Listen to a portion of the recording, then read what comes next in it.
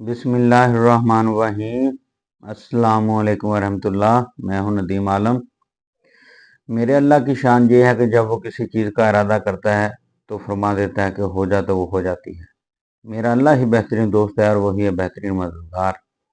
آج کے دن خبریں تو کافی ہیں۔ ایک تو امریکہ کی دھمکی، اور ڈونلڈ لو نے اعتراف بھی کر لیا ہے کہ پاک ایران پائپ گیس لائن پر امریکہ کا شدید دباؤ ہے پاکستان پر۔ تو اس سے آپ اندازہ لگا لیں کہ ہم کتنے خود مختار ملک ہیں۔ صرف ایک ہماری جو حکمران ہیں، حکومت اور اسٹیبلشمنٹ، ایک یہ فیصلہ کر لینا کہ ہم نے ایران سے گیس اور پٹرول لینا ہے۔ صرف اس ایک چیز کرنے سے پاکستان کے تقریباً 70% جو مسائل ہیں وہ حل ہو سکتے ہیں۔ تمام جو چیزیں ہیں، اشیاء ہیں، وہ بھی سستی ہو سکتی ہیں۔ پٹرول جب بالکل سستا ہوگا تو آمد و رفت کے جو اخراجات ہیں وہ بھی آدھے سے کم ہو جائیں گے، اور ہماری جو انڈسٹری ہے وہ پاؤں پر کھڑی ہو جائے گی۔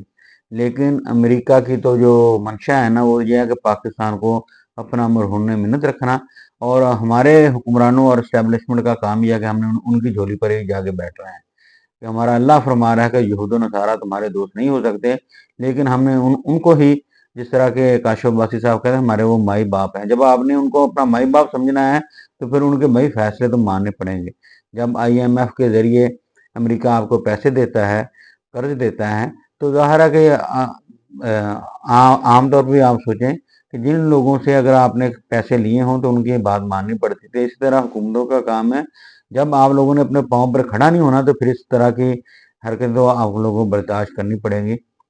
لیکن ان لوگوں کو کیا، جو ہمارے حکمران بنتے ہیں، انہوں نے تو ان کی خود جائیدادیں، پاکستان ملک کا ہے کیا، ان کی خود اپنی جائیدادیں ساری بیرون ملک ہیں، تو ان کے مفادات بیرون ملک ہیں، ان کا پاکستان سے کیا لینا دینا ہے؟ انہیں صرف پاکستان میں آ کر حکومت کرنی ہے اور یہاں سے سمجھے کہ کرپشن کرنی ہے۔ جس طرح پچھلے دنوں ایک ولاگ میں ہمارے استاد محترم ہارون رشید صاحب نے فرمایا کہ کسی نے فرمایا کہ اپنا میاں شہباز شریف صاحب 45% اورنج ٹرین کے جو پیسے کھا گئے ہیں۔ تقریباً اگر 250 ارب کی جو وہ بنی ہے تو 100 ارب کے قریب جو پیسے کھا گئے، تو وہ تو نہیں مان رہے۔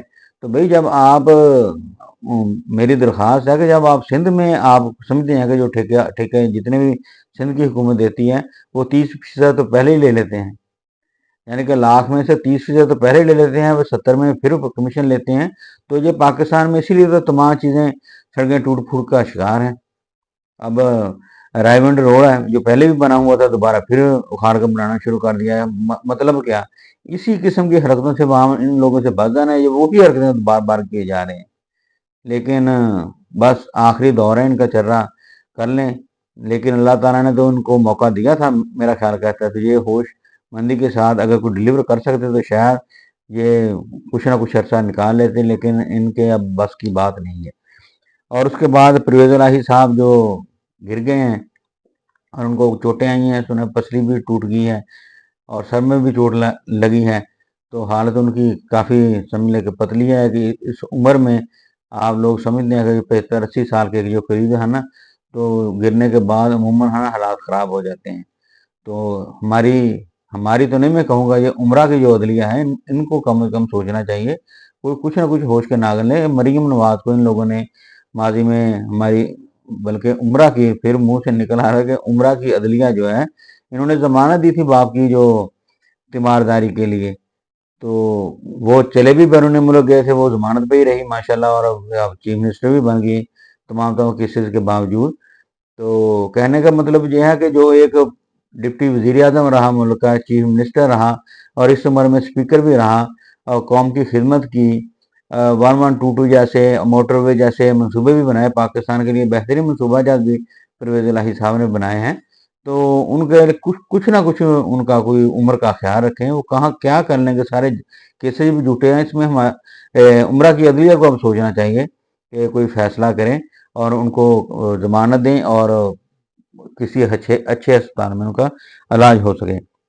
اور اس کے بعد ہمارے جو سپریم کورٹ کے چیف جسٹس صاحب ہیں، انہوں نے ایک کیس میں سمجھ لیں کہ ریمارکس دیے ہیں کہ سارے لوگ جھوٹ بولنے کے لیے آ گئے ہیں کہ وہ سچ بھی بولے گا۔ سچ بولنا تو بہت ہی مشکل ہے، آپ لوگ سمجھتے ہیں، اسی لیے نہیں کہا کہ جو سچ بولنا ہے وہ سب سے بڑا جہاد ہے، خاص کر ظالم حکمران کے آگے، بلکہ ظلم حکمران کے آگے ہی سچ بولنا جو ہے نا سب سے بڑا جہاد کہا گیا ہے۔ تو سچ بولنا بہت مشکل کام ہے، تو جو ہماری عدلیہ میں کتنے سچ بولے جا رہے ہیں آپ لوگوں کے سامنے، بس اتنا ہی کافی ہے، زیادہ کہنے کی ضرورت نہیں ہے۔ اور اس کے بعد ہمارے آج رؤف قلاسرہ صاحب نے اپنے کالم میں ایک لائن میں صرف آپ کو سنا رہا ہوں کہ 2 سال سے زائد عرصہ گزر گیا لیکن ابھی تک یہ فیصلہ نہیں ہو سکا کہ آیا عمران خان کی حکومت کو امریکہ نے گرایا تھا یا پھر قمر جاوید باجوہ کے کہنے پر اب پارلیمنٹ کے اندر سے تبدیلی لائی گئی تھی۔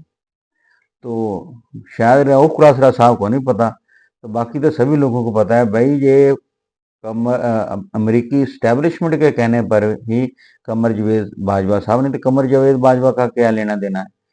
جب کہتے ہیں نا جس طرح ہمارے مائی باپ کا حکم آ گیا تو ہم نے سب کچھ کرنا ہے۔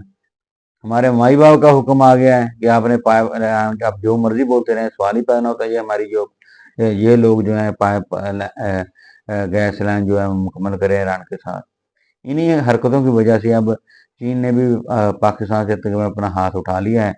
تو یہ بہت ہی جو آنے والے دنوں میں آپ دیکھیں گے سی پیک یہ گورنمنٹ جو ہے لائی، بلکہ آئی نہیں، جو لائی گئی ہے، لیکن اللہ بہتری کرے گا انشاءاللہ تعالیٰ۔ تو سال 6 ماہ میں ان سے جان چھوٹ جائے گی، ہمیشہ کے لیے ان سے جان چھوٹ جائے گی۔ اب جو مرضی کر لیں، ہمیشہ کے لیے اللہ تعالیٰ کہتے ہیں کہ اچھائی میں برائی ہے، برائی میں اچھائی ہے، میرا اللہ تعالیٰ جو کرتا ہے وہ بہتری کرتا ہے۔ یہ لوگ سمجھتے ہیں امریکہ سپر پاور صرف میرے اللہ تعالیٰ کی ذات ہے، وہ بہتری کی طرف پاکستان کو لے کر جا رہے ہیں۔ تو اس مشکل مرحلے سے نکل کر انشاءاللہ تعالیٰ پاکستان بہتری کی طرف جائے گا۔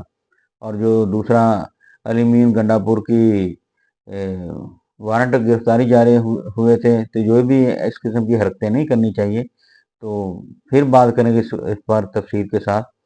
تو آج کے لیے میرا خیال ہے اتنا ہی کافی ہے، باقی آپ سے پھر بات کریں گے۔